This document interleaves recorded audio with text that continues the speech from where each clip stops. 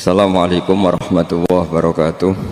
Bismillahirrahmanirrahim. Saya pernah dicium sama orang miskin yang akut, miskin betul. Itu tak ajarin, Anda ini lebih hebat ketimbang orang-orang kaya. Misalnya gini, misalnya ada komunitas rektor atau kiai besar. Saya ini kata orang banyak termasuk kiai besar. Mungkin kalau pinjam uang itu karena mau beli mobil, aksesoris mobil, karena kita kiai top atau rektor atau orang-orang top. Kalau sesama orang miskin itu pinjem-pinjemannya itu urusan beras, itu urusan nyawa. Tren mana? Menyelamatkan nyawa sama aksesoris mobil. Nyawa. Jadi pahala kamu pasti lebih besar itu. Itu senengnya jadi orang miskin terus keterusan sampai sekarang. Itu. Ya coba kalau menteri sama menteri, rektor sama rektor, kira-kira pinjamannya apa Pak Arso? Kan kalau mau beli mobil atau mau umroh VIP, pokoknya yang keren-keren. Kalau orang miskin pinjam karena apa? Makan kan? Beras kan? Makanya kalau yang sedang miskin monggo lah, kalau ingin teruskan. Maksud saya Islam tuh seenak itu. Islam tuh segampang itu. Sudahlah yang sedang miskin ya keren. Karena sekali sosial tuh urusannya apa? Nyawa. Tapi kalau miskin semua ya Indonesia bisa tutup kan. Ya sudah yang kaya-kaya itu saya mengatakan Indonesia karena bayar pajak yang menjadikan Indonesia berjalan. Tapi ya dipakai yang benar. Nah, begitu seterusnya. Ada kiai miskin cerita ke kita. Terus enak jenengan alim, terus punya santri banyak, bisa ngajar di mana-mana. Saya bilang, hebat kamu. Dia hidup di daerah tertinggal. Itu yang diajarkan kan hanya tauhid. Kan nggak mungkin desa tertinggal baca fikih perbandingan madhab. Kan nggak mungkin. Kalau angka-angka apa Fajar Pak Sadali kan nggak mungkin. Fikih perbandingan apa? Madhab. Menyorot madhab dunia. Kayak angka-angka itu kan nggak mungkin. Tapi pertanyaannya, yang menyelamatkan masuk surga itu tauhid apa perbandingan mazhab? Tauhid. Ini hanya mengajarkan fardu kifayah, sunat-sunat. Ini Anda mengajarkan fardu ain. Surganya dulu kamu. Oh terus senangnya jadi kayak gitu. Karena yang diajarkan apa? Tauhid. Sementara kita yang gaya-gaya ini, ajarkan perbandingan apa? Mazhab, studi banding ke Al-Azhar kemana-mana. Ini enggak, tauhid. Dari orang nyembah pohon jadi nyembah Allah Ta'ala. Keren gak? Keren. Jadi terus kiai desa sama saya senengnya bukan mereka, karena tak bela. Tapi ada yang agak kurang ajar, tanya saya. Kalau itu hebat kenapa Gus gak mau jadi kiai desa? Waduh. Wah ya repot kalau pertanyaan. Terus tak jawab, kalau saya jadi kiai desa, kamu ngangsu ilmu dari mana coba? Ya dari jenengan, ya kalau sama gobloknya ada bisa. Ya sudah, Gus aja yang jadi kiai besar. Maksud saya, ya sudahlah kita begini seperti yang saya ajarkan di sini, saya sarankan supaya orang itu tahu. Nah, ini namanya diroyah, apa? Makanya kata Imam Ghazali itu kalau kamu ingin sopan gampang melihat anak kecil, wa aqallu minni dzamban, dia dosanya lebih kecil. Karena masih kecil kan, tentu secara dosa enggak banyak. Kalau melihat orang yang tua, wa aktsaru minni ibadatan, dia tentu ibadahnya lebih banyak karena umurnya lebih banyak. Sehingga terus semua orang lain tuh di depan kita itu hebat. Ya semua orang lain sama, misalnya Pak ini rektor, misalnya Fathul Wahid rektor, tanggung jawabnya lebih banyak, berarti pahalanya lebih banyak. Tapi sama, ketika melihat Nyon Sewu, melihat pegawainya yang secara lahir di bawahnya, ini tanggung jawabnya nggak banyak, pasti salahnya juga enggak. Itu yang diajarkan Rasulullah SAW, sehingga enak. Tapi kalau kita melihat orang lain selalu salahnya, itu pecundang. Allah saja tidak seperti itu kan, amal baik ya ada khairan, amal buruk ya ada saron, semuanya dilihat oleh Allah Subhanahu wa Ta'ala. Saya itu punya teman Gus, agak beling, agak seenaknya. Dulu miskin. Wah itu seenaknya betul. Kayak kenal Tuhan sudah. Tak tanya, kenapa kamu seenaknya? 1 bulan tuh labanya bisa 200 juta sampai 500, sampai 1 miliar. Saya itu Gus, setelah duha itu perkembangannya bagus. Duha, sholat duha itu. Saya pernah miskin kan kata apa? Ingkana rizki fisama apa? Wa ingkana qalilan ya kalau fisama fa'anzilhu, terus wa ingkana qalilan fakasirhu, kalau sedikit perbanyak. Ini trennya sudah benar semua. Nah, wa ingkana apa? Ya haraman fatahirhu, kalau haram yang kau sucikan. Makanya saya seenaknya kalau qalilan sudah fakasiru, paling trennya yang enggak benar juga fatahirhu kata Mas. Dia yakin kalau yang enggak benar-benar sudah disucikan Allah, karena yang lain-lain sudah Dari miskin sudah kaya, qalilan sudah fakasiru. Paling yang haroman juga sudah fatohiru gitu. Tak tanya. Lah kamu kok tahu? Polanya sudah ada Gus, karena sang kamu sembrono sama Tuhan kok begitu kan? Tapi apapun itu seneng saya. Seneng saya sering salah teh, makanya saya mohon yang sekarang miskin sedang miskin itu ya ndak usah nyesal banget. Kalau ingin kaya monggo lah, namanya orang juga ingin. Tapi Anda harus bangga. Sosial antar kalian adalah urusan nyawa dan itu pahalanya luar biasa. Supaya kita, nah yang kaya-kaya juga boleh GR lah, karena pembayar pajak. Dan itu bisa menyelamatkan apa? Indonesia Raya. Begitu seterusnya. Itu yang diajarkan Nabi, antawadu'u hatta la yabghiya ahadun ala ahadin. Kamu semua harus tawadhu sehingga antar kalian tidak saling tidak sopan, tidak saling liar, tidak saling mendolimi. Termasuk tadi sikap gak jelas tadi. Orang dolim yang sekarang dolim bisa saja tobat. Yang sekarang soleh bisa saja nanti. Semuanya itu mungkin. Kita diajari ya muqallibal qulub tsabbit qalbi ala dini. Jadi keliru kalau kita dalam banyak harus tegas, gak mesti. Al halalu bayyinun wal haramu bayyinun. Tapi ada wa bainahuma umurun mustabihat. Ada yang wilayahnya itu abu-abu. Misalnya ada perempuan cantik misalnya, contoh paling gampang. Kalau kamu ajari secara serius kamu bisa saja tergoda jadi fitnah. Jadi kalau orang soleh gak berani ngajarin, kemudian digunakan orang fasik, malah menjadi orang nakal, kita juga tanggung jawab. Kamu mau tegas gimana? Wilayahnya sama-sama mungkin. Wilayahnya sama-sama mungkin. Yang dekat pejabat mungkin terkontaminasi KKN. Tapi kalau pejabat gak dekati orang soleh, punya perilaku yang gak soleh, yang repot juga Indonesia kan? Nah hal-hal seperti itu kita tidak perlu ngambil sikap. Maksudnya gak usah ngambil sikap, ya kita buktikan kalau milih satu madhab, kita buktikan semuanya lebih baik, semuanya lebih bermanfaat, semuanya lebih berperadaban. Karena nggak bisa dihindari wabena humain. Termasuk nyuwun sewu, saya mohon maaf sama mulai Pak Harso, Pak Lutfi sampai Pak Fathul Wahid. Saya ini termasuk kiai yang nggak suka dekat sama orang-orang top. Bukan karena hasud. Memang konstitusi kiai harus gitu, la tamuddanna ainaika. Kenal orang lebih tinggi itu kan resiko. Misalnya saya kiai desa, mungkin punya keri tua sudah seneng, punya kijang tua sudah seneng. Gara-gara kenal Pak Wahid naik Kempri, waduh kok saya kalah itu. Kenal orang itu kan resiko. Mungkin dosen-dosen sini kalau kenal saya di Rembang juga resiko. Di sini gak ada cium tangan, melihat saya dosen, wah gak enak jadi dosen. Jadi memang harus dibatasin.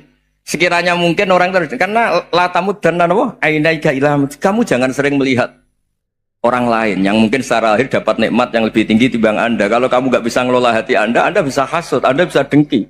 Paling tidak Anda bisa ada syukur. Saya itu sering didolani pejabat. Juga sering melihat pejabat di TV-TV. Naik mobil aja ada yang naikkan. Bahkan kalau wudhu itu anduk aja ada yang bawa. Itu kalau yang nggak kuat, weh naik jadi pejabat. Ya makanya terus konstitusi kiai itu mengatur, sudahlah. Mata kamu itu kamu batasin. Jangan melihat sesuatu yang potensi ya. Potensi menjadikan Anda tidak apa? Syukur. Jadi saya mohon, ini memang konstitusi saya sebagai kiai. Jadi saya, tapi di hati saya tetap akrab. Saya doakan semua untuk UI, untuk semua orang Indonesia kita doakan. Kita ingin semuanya tambah baik, tambah. Tadi katanya mau naik kelas ya. Kalau naik kelas dari rumah saya niatkan mari mengkaji diroyah. Diroyah itu melogikakan riwayat. Jadi misalnya kita sering dengar Rasulullah SAW sering ngendikan kalian masuk surga itu bukan hanya berdasar amal, tapi berdasar anugerah Allah Subhanahu wa Ta'ala. Oke, kita sepakat amal kita, perilaku kita, ibadah kita andaikan dikompensasi dengan nikmat yang Allah berikan tentu tidak seimbang. Untuk membayar itu saja sudah lunas. Jadi Anda semua tidak berhak masuk apa? Surga. Sehingga di beberapa riwayat dijelaskan ada orang yang 500 tahun ibadah, nggak pernah maksiat. Ditanya sama Allah, kamu masuk surga karena apa? Karena ibadah saya ya Allah. Ya sudah, surga kamu 500 tahun saja karena ibadah kamu 500 tahun. Ini cerita umur-umur orang dulu. Ya Allah katanya surga engkau ini selamanya. Ya kalau yang selamanya itu rahmatku. Kalau amal kamu terbatas ya surganya sesuai amal kamu ya terbatas. Ya sudah ya Allah, berarti masuk saya surga saya ini karena fadl engkau, karena anugerah engkau. Itu namanya apa? Diroyah. Diroyah itu satu kajian analisis di mana kita percaya riwayat, tapi kemudian punya logika, punya diroyah.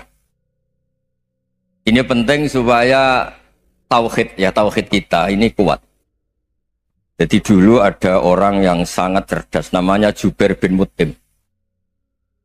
Dia saking cerdasnya, juga kaya, juga tokoh, dikirim sebagai delegasi pembebasan Asra Badrin, tawanan Badar. Kemudian pas datang ke Masjid Nabawi, Nabi delalah pas baca Wattur wa kitabim mastur. Sampai pada titik Nabi baca Am khuliqu min ghairi syai'in am humul khaliqun. Apakah penciptaan yang sedemikian canggih itu dimulai tanpa perwujudan, tanpa sesuatu yang real, yang maujud? Orang itu langsung bersimpuh, matur, ya Rasulullah saya Islam.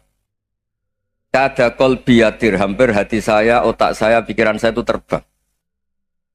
Karena logika yang dibangun ateisme misalnya, kalau alam raya ini dimulai dari nihilisme, berarti logikanya apa? Al-adamu yakhluqu maujudan. Alam raya ini kan maujud. Maujud itu ada. Kalau yang lebih dulu itu ketiadaan, berarti ketiadaan menjadi sebab kewujudan. Kalau dalam bahasa Arab itu al-adamu yakhluqu maujudan. Sesuatu yang harusnya nggak jadi faktor karena ketiadaan menjadi faktor sesuatu yang nyata. Itu kan nggak masuk akal. Ya, kalau alam raya ini ada al-adam sing yasbiku maujudan, berarti alam raya ini al-adamu yakhluqu maujudan, suatu yang tidak ada menciptakan yang ada. Dengan logika itu terus kita ngaji, diajari sama guru-guru kita, sifat dasar Allah itu maujud. Wallahu maujudun qadimun. Terus masuk. Yang harus distatuskan pertama dari Allah itu apa? Maujud, wujud. Karena dengan wujud ini layak menjadi penyebab adanya alam raya ini. Sehingga ketika kita menolak faham nihilisme atau ateisme, faham tanpa Tuhan, tanpa pencipta awal, kita punya diroyah. Bahwa tidak mungkin ketiadaan ini menjadi sebab perwujudan alam raya. Yaitu am khuliqu min ghairi syai'in. Masa alam raya ini diciptakan tanpa sebab yang nyata, yaitu wajibil wujud. Siapa itu? Allah Subhanahu wa ta'ala. Begitu juga menyangkut sholawat. Orang boleh beda pendapat tentang redaksi sholawat. Ada yang sholli ala Muhammad, ala Sayyidina Muhammad, Nabi Muhammad. Monggo lah, masalah redaksi saja. Tapi setelah dianalisis, Nabi itu Pak Rektor, jadi Nabi setelah Nabi Isa saking dihormatinya sampai dituhankan. Juga jadi Nabi yang ada cerita masih hangat, orang Yahudi itu bunuh Nabi. Jadi yang satu mendudukkan Nabi sedemikian tinggi sampai kayak Tuhan, yang satu menjatuhkan Nabi sedemikian rendah sampai dibunuh. Kayak apa susahnya jadi Nabi Muhammad SAW. Kemudian dengan gampang Hadaddin agama ini bikin syariat yang bernama sholawat. Redaksinya monggo lah sesuai tradisi masing-masing. Allahumma sholli ala Muhammad, Allahumma sholli ala Sayyidina Muhammad, ala Nabiyina Muhammad, monggo lah. Tapi yang jelas redaksi ini kalau di diroyah dikaji, Allahumma itu Tuhan, Tuhan itu pemberi. Wa Muhammadun wa in jalla qadruh abdun min ibadi. Muhammad apapun tinggi derajatnya tetap berstatus hamba. Sehingga agama ini terjaga oleh syihotus sholawat. Agama ini terjaga oleh redaksi sholawat. Yaitu Allah tetap pemberi sebagai Tuhan yang enggak tersaingi, la syarikalah. Rasulullah Muhammad wa in jalla qadruh, apapun prestasinya, bisa mi'raj, bisa apa saja, tetap seorang hamba yang butuh muhtajun ila rahmatih. Jika redaksi Allahumma sholli ala Muhammad ini mengukuhkan yang Tuhan tetap Tuhan, hamba pilihan tetap hamba pilihan. Tentu dengan redaksi ini kemudian kita mendudukkan Nabi benar-benar posisi terhormat. Yaitu orang yang paling berhak dapat askat tahiyat, mendapat penghormatan Allah paling tinggi, yaitu Rasulullah Muhammad SAW. Dan itu diulang-ulang oleh Allah. Subhanalladzi asra bi'abdi. Status hamba ini diulang-ulang. Lagi-lagi ini bernama diroyah. Bernama apa? Contoh ketiga misalnya fihi ayatum bayinatum maqamu Ibrahim. Dulu orang Yahudi itu ada diskusi masif. Syaratnya Nabi itu mbah-mbahnya harus Nabi. Harus keturunan Nabi. Kemudian semua Nabi rata-rata di Palestina, di Syam. Lalu Muhammadnya asal-usulnya dari mana? Tahu-tahu orang Arab kok Nabi. Padahal orang Arab itu dulu jahiliyah. Walhasil terus diceritakan bukti Muhammad ini turunan Ibrahim adalah ada jejak kaki Nabi Ibrahim di dekat apa? Ka'bah. Fihi ayatum bayyinatum maqamu Ibrahim. Kalau Nabi Ibrahim pernah di Mekah, artinya beliau pernah meninggalkan turunan yang di Mekah. Itu bernama Nabiuna Muhammadun sallallahu alaihi wasallam. Itu disebut fihi ayatum bayyinatum maqamu Ibrahim. Nah, itu namanya diroyah. Diroyah itu satu perilaku keseharian kita beragama, kemudian tahu logikanya.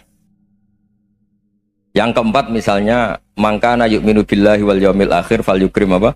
Jaro. Orang yang iman karena Allah dan Rasul, maka memuliakan tetangganya. Andaikan pakai hukum sosial, tentu kalau tetangga kita baik, kita baik. Kalau kurang baik, kok kurang penggawean kan gitu. Tapi dulu itu pernah ada seorang ulama itu dibully ya, dikerjain sama anak muda tetangganya. Pak Kiai datang ke rumah saya, orang ini datang. Kemudian setelah di rumahnya, saya tidak jadi butuh sama Pak Kiai, silahkan pulang. Itu Kiainya senyum menikmati. Dan itu terulang 3 kali. Dibully seperti itu, dikerjain terulang 3 kali. Lalu tetap Kiainya tuh asik, seneng sekali. Lama-lama muda ini tanya, kenapa engkau tidak tersinggung? Padahal saya kerjain sampai 3 kali, tak undang, terus tak suruh pulang, tak undang, tak suruh pulang. Kata Kiai tadi, yang memerintahkan baik sama tetangga itu Allah. Jadi saya nikmati ketika bisa baik sama Anda. Tidak ada urusannya dengan perilaku Anda yang menolak saya. Nah itu terus kita tahu, memang motifnya kita baik sama tetangga karena iman sama Allah dan Rasul, bukan hukum kompensasi sosial. Jadi kalau mau diteruskan Pak Rektor, saya ngajar di sini ya karena perintah Allah itu orang alim harus ngajar, bukan karena perintah Rektor. Kalau diteruskan. Ya saya mohon juga gitu para dosen, para karyawan di sini kalau nggak khianat dengan UI itu karena takut sama Allah, jangan takut sama rektor. Kalau Anda baik juga karena Allah, jangan baik karena apa? Rektor. Bagaimanapun ya semua kita ini makhluk. Makhluk itu la yadurru wa la yanfa. Begitu juga melihat Indonesia. Melihat saya ini kan ikut di UI itu lama sekali, ikut sama Profesor Zeni, dari Profesor Zeni nulis tafsir. Mungkin Pak Hersoyo tahu banyak, dulu Pak Lutfi ya tahu banyak. Tapi saya memang nggak pernah terbuka karena ya memang nggak ingin sebenarnya. Kondisi ini kondisi darurat. Sehingga saya tahu cara berpikir Profesor Zaini, ya tahu komitmen beliau pada UI. Dan pendiri UI memang ya banyak yang dari tokoh NU, Muhammadiyah, dari tokoh-tokoh ormas yang lain memang didirikan banyak orang. Hingga UI memang nggak milik ormas apa tertentu. Dari satu sisi memang baik, nggak dikuasai ormas tertentu, tapi nanti kalau keterusan ya nggak berbentuk. Ya sudahlah dikelola saja, sambil-sambil jelas, sambil-sambil kadang nggak jelas, yang penting ikhlas tadi. Karena kalau terlalu asobia itu jadi repot. Kita ini yang nekuni fikih itu tahu, kalau tidak kuno itu madhabnya Hanafi, kuno itu madhabnya Syafi'i. Tahu-tahu seakan-akan Imam Syafi'i itu NU, Imam Abu Hanifah itu Muhammadiyah. Padahal ini orang-orang yang sebelum NU dan apa? Ahmadiyah. Jadi kalau kita yang nekuni ilmu itu biasa saja dengan perbedaan. Tapi kalau orang-orang yang nggak siap dengan perbedaan itu sampai Allah disifati Ta'ala itu tidak terima. Padahal Ta'ala itu maknanya Maha Luhur, yang Maha Agung. Jadi ada seorang kiai kebetulan pidato pertama Pak Rektor. Assalamualaikum warahmatullahi ta'ala wabarakatuh. Di mubalik kedua ini nggak terima karena itu dianggap bid'ah ada Ta'ala. Hanya dia bilang Assalamualaikum warahmatullahi ta'ala wabarakatuh. Itu saking asobiahnya itu Allah ditambahi Ta'ala itu tidak terima. Padahal Ta'ala itu maknanya Maha Agung. Nah itu kan jadi repot kalau asobiah gitu. Kalau kita ngadepi perbedaan itu biasa saja. Karena kita mungkin bacanya banyak, lihat hal-hal seperti itu ya. Berkuahnya nggak jelas itu menjadi orang tuh bijak. Ini sekarang nakal, jangan-jangan nanti jadi orang baik. Yang sekarang baik, jangan-jangan suatu saat jadi tidak baik. Semua orang introspeksi. Nggak ada jaminan kalau kita sekarang baik akan baik terus. Nggak ada jaminan kalau kita sekarang buruk akan buruk terus. Sehingga terus banyak kiai-kiai bijak itu memang lahirnya nggak tegas. Tapi nggak tegas itu yang menjadikan bijak. Karena sama-sama mungkin. Itu yang disebut laisa laka minal amri syai'un aw yatuba alaihim wa yu'adzibum. Itu tidak wilayah kamu. Ketika Allah mengomentari orang munafik juga wa yu'adzibal munafiqina insya'a aw yatub. Bisa saja ada yang disiksa, bisa saja ada yang dikasih tobat. Karena pola yang kita analisis itu semuanya menurut kita. Bukan menurut kemaslahatan orang apa? Banyak. Saya punya sekian contoh cerita. Orang yang sowan kiai baik-baik, mungkin bawa gula atau salam tempel, tidak tahu lah. Itu tidak mesti jadi wali. Tapi Kalijogo yang kenal Sunan Bonang, itu kenalnya itu karena ingin begal. malah jadi wali. Tapi tidak usah dicoba. Umar itu nyari Nabi itu mau dibunuh. Tapi malah tobat jadi orang baik. Jadi ini penting ngaji ya, supaya tidak tegas itu, tidak jelas itu kadang baik. Nah termasuk saya juga termasuk dia yang milih tidak jelas. Saya sering gojlok ini, Fajar Hadili ini murid-murid saya sering saya gojlok. Kalau semua sistem pendidikan kayak kampus, kayak UII, kayak UIN semuanya, itu sistem yang bagus karena tertib, jam kuliahnya jelas, mata kuliahnya jelas. Kalau di pesantren itu Pak Arso itu gak tertib, tapi justru itu enak ketemu di jalan orang berani tanya. Nah ini kalau mbak-mbak misalnya menstruasi, mau belajar haid nunggu semester berapa baru tahu. Itu bisa sekian tahun nggak sholat karena nunggu pelajarannya baru diterangkan. Mau haji juga gitu, nunggu mata pelajaran haji. Kalau nggak jamnya nggak mau dosennya ngajarin. Nah, kalau kiai kan nggak ketemu di jalan tanya dijawab. Jam berapa juga dijawab. Artinya Indonesia itu berkah, ada sistem kampus yang tertib. Ya semoga termasuk tertib gajinya. Tapi tertib gajinya itu juga sebenarnya rugi. Saya sering ada pegawai negeri Gus, tolong doain saja di PNS enak aja. Gajinya tetap. Kata saya nggak mau kalau gaji saya tetap. Kok bisa Gus enak tiap bulan mesti dapat gaji. Kalau tetap nggak naik-naik kata saya. Kalau kiai gajinya nggak tetap, tapi di atas yang tetap kata saya. Artinya Indonesia itu berkah. Kalau semuanya pakai sistem pendidikan setertib ini, orang mau tanya haid ya nunggu pelajaran haid. Bab haji yang nunggu pelajaran haji. Tapi kalau ketemu kiai itu enggak. Ya semuanya, saya pernah di pasar, Gus mau tanya apa? Anak saya keluar darah terus gini-gini. Padahal biasanya haid hanya 7 hari gini-gini. Ya sudah kembalikan ke biasanya, rudat ilal adat. Itu enggak usah sowan ke rumah. Juga enggak registrasi dulu, enggak daftar dulu. Ya ini enggak nyindir cerita saja. Supaya ini bukti koalisi beneran. Jadi saya yang kiai gak tertib jam, koalisi sama yang tertib jam. Jadi kalau semuanya sistem kampus, nanti pertanyaan itu enggak bisa on time, enggak bisa setiap saat. Makanya Indonesia itu berkah. Kiai-kiai yang alim yang di jalan-jalan banyak. Juga kiai yang di kampus dokter-dokter fikih banyak. Yang nekuni ilmu umum ya banyak. Macam-macam. Itu masalah itu kalau saling mengadili itu baru masalah. Misalnya kiai ngeluh nggak enak jadi kiai tidak punya gaji tetap, yang dosen ngeluh nggak dicium tangannya. Karena memang unik Indonesia itu. Kalau guru fikih kok dosen itu tetap nggak dicium tangannya. Karena pikirannya anak-anak itu wong sudah bayar disuruh nyium. Itu kayak di alam sadar tuh gitu. Kalau kiai itu kan anak-anak gak bayar gitu. Ya opanya cium tangan itu. Makanya kalau kiai tidak keramat bisa mati karena cium tangannya doang itu bisa mati itu kiainya. Ya ini cerita. Supaya saling menghormati saling. Nah dulu itu perbedaan itu urusan sudut pandang. Ya saya ulang lagi, perbedaan itu sudut. Allah yang Tuhan saja sering didebat sama nabi-nabinya. Karena urusan sudut pandang apa? Saya beri contoh ya. Suatu saat Khalilur Rahman Ibrahim itu saatnya meninggal sama Allah, Israel disuruh. Itu Ibrahim saatnya meninggal, ambil nyawanya. Setelah datang ke Ibrahim, ya Khalilur Rahman Ibrahim, saya disuruh nyabut nyawa Anda. Itu Israel dipaksa mikir sama Ibrahim. Hal ra'aita khalilan yumitu khalilah. Kamu tahu orang yang mencintai kemudian bunuh yang dicintai. Itu logika agak benar. Akhirnya Israel kan gak biasa debat. Kan nggak dilatih debat, nggak pernah ikut lomba UI debat ilmiah. Dia taunya nyambut nyawa aja. Kembali ke Allah. Ya Allah, kata Ibrahim, hal ra'aita khalilan yumitu khalilah. Masa kekasih bunuh yang dicintai ya. Tapi kata Allah santai. Bilang ke Ibrahim, hal ra'aita habiban yakrahu ayalqa habibah. Masa katanya dia cinta saya, kemudian ketemu saya tidak berani. Israel mater lagi. Logikanya gini Ibrahim, masa yang dicintai sama yang ketemu yang dicintai nggak berani? Ya udah ketemu aja. Satunya yang meninggal itu. Artinya kamu bisa saja GR tidak mati-mati karena merasa dicintai. Atau ingin mati karena mencintai? Nah, maksud saya hal-hal seperti ini orang UI pasti gak jelas. Katanya cinta Allah suruh mati ya gak mau. Gak jelas kan? Dibilang gak cinta juga gak mau. Tapi dibilang cinta kalau ukurannya mati juga gak mau. Nah, tapi dalam banyak hal gak jelas itu penting, Pak Rektor. Penting sekali. Buatan guyon. Saya beri contoh sekian ilmiah, gak jelas itu penting.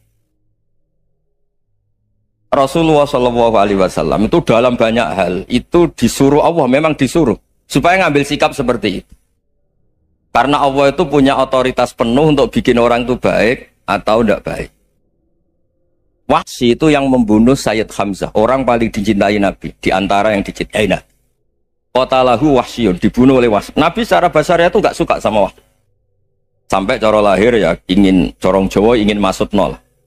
Tapi apa kata Allah? Laisa laka minal amri syai'un aw yatuba alaihim aw yu'adziba. Itu tidak wilayah kamu Muhammad. Malah Wahsy dikasih tobat sama Allah.